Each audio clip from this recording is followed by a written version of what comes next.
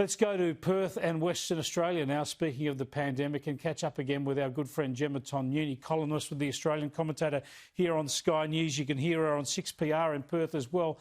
And Gemma, we caught up with you at the start of the week. You're having to get through this lockdown. You're, just hours away from escaping the house. How's it been? Really, really strange, Chris. It's been a strange week. And I will say off the bat, my greatest, deepest respect to every Victorian who went for months, weeks and months, not days. After 1 week, you sort of a little bit of a light at the end of the tunnel midweek because there was no extra transmission. But heaven help me, I just kept thinking of all of our friends and our colleagues and viewers in Victoria who suffered so greatly last year under that incompetent government. So it's been a strange year, and you're quite a week rather. See, it feels like a year this week. It's just insane. Well, I've got to tell you, I did the hotel quarantine on the way back from the US, and look, you've got to be locked in a room on your own for 2 weeks to really understand what it does to you. And I'm with you. I just have so much sympathy for our friends and cousins in Victoria, not to mention all around the world who are experiencing various elements of lockdown. Yeah. What did you do to keep sane? Right. What did I do? Well, I inherited my late father's exercise bike. So thank God I stuck myself on that for half an hour a day. And we were allowed, of course, our government mandated 1 hour of exercise externally. So I made sure I took care of my gulag exercise. Look, very fortunate because the business I run is a consultancy, and we simply just went back online like we did this time, like April, May last year. But again, it's that mental shift, and there's that whole, rejigging, everything that had been in place. And I think talking to other people today, it is that mental toll. And I have people in my team who live alone, and it's not to be tried. The people for whom this lockdown would have been nothing more than an irritation. It might have even been an extended holiday. Many people fortunate in this city and in this state to have gone, oh, well, kids are home for another week, I'll just ride it out. But we know, Chris, and I wrote about this for the West this week, that there is a significant portion of our community for whom this week has been hell. I wrote about in the West the feedback has been absolutely overwhelming and heartbreaking. And today the state government has come out and offered, can you believe this, a paltry $500 for a power bill credit to small businesses that have been impacted. And I'm just going to read from my phone to get this stat right. The Australian Hotel Association boss Bradley Woods here in Western Australia has said for the hospitality sector alone, it's just one sector, for the hospitality sector, each day of lockdown was a loss of over $10 million, Chris. A $500 electricity credit for small business is kind of intention, but very little help. It's equal to half the wages of one person for 1 week. And this is a government that is swimming in surplus from iron ore royalties. Now, the Premier, Mark McGowan, last night was pressured into coming out and outlining his post-lockdown plan. Originally, he said, no, I'll tell you on Friday what's going to happen post-Friday, but there was a justifiable outcry from the state opposition and sections of the media, and he ended up outlining the plan about 20 to 9 Perth time last night.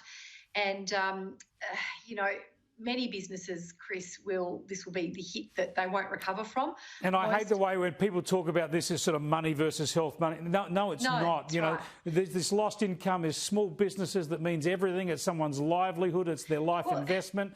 So this is real pain. So someone I know, for example, Chris, they're an average family. Husband is FIFO, wife works in her own small business. Neither were able to work this week. They have 3 children. One is a special needs child who was supposed to be back in school and back in therapy. She messaged me today and said, have they lost their mind? If they do this again, we will lose our house. We weren't able to work this week. And this narrative that's been prosecuted that it's all or nothing, as you've said, and take politics, for the love of God, would people just take politics out of it and look at outcomes? And it's not popular to say that here, but if you look at New South Wales, it is risk management at work. You have a case. We didn't even have a cluster, for the love of God. We had one case. And we heard from Dr. Clay College at Golledge at the start of the show, the medical point of view, it was unnecessary. It was over the top. It shouldn't have been done. It creates more problems for people than it solves. So why aren't more West Australians angry about this? Why is Mark McGowan seemingly popular? Well, I think he's taken a bit of bark this week. Make no mistake about that. He's not been a comfortable man. You would have observed his demeanour on air and on in his media conferences. There's been not a lot of swagger this week, Chris, and the pain has been real for so many sections of the community. Think about it this way. Think about how many people have actually been allowed to leave Western Australia in the last 12 months.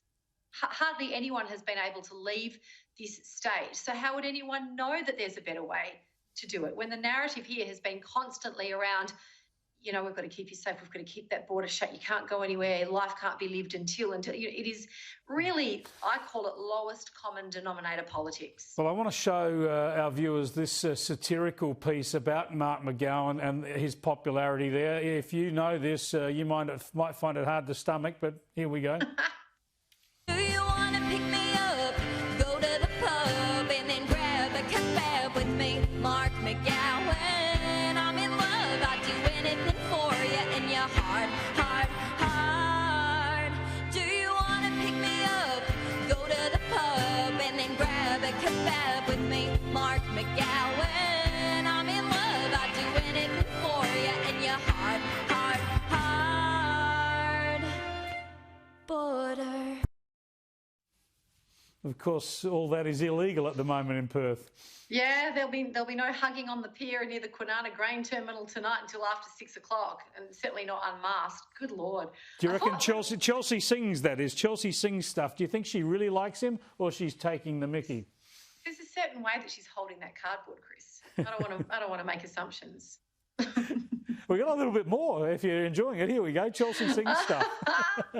Down the track when we try for a baby, will you wear the uniform that you wore in the Navy? I'll say, oh, thank you, Lieutenant, for your protection. But like the Easter Bunny, I'll give you an exemption. It's a horrible way for you to end your lockdown, Gemma. Well, you know what? I feel like it's quite fitting. If you don't laugh, you'll go bonkers. So I feel like it's quite fitting.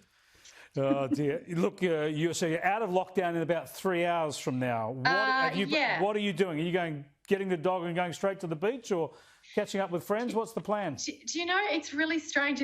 I can almost relate it to the first time because I'm this old, the first time I sat in front of a computer that had the internet on it and I couldn't work out what to search because I was so overwhelmed. It's like, what am I actually going to do tonight? Do you know, I've got a 6 a.m. Training session at the gym tomorrow morning because, of course, I haven't been able to train all week. So I'm truthfully more interested in getting a good night's sleep, getting up early and being able to go and exercise properly in the morning. My post-COVID social life is scarily similar to my COVID lockdown social life, Chris. So we'll see if we can get a Mark McGowan cutout set around your house then. Oh, excellent. Won't that be an addition to the lounge room?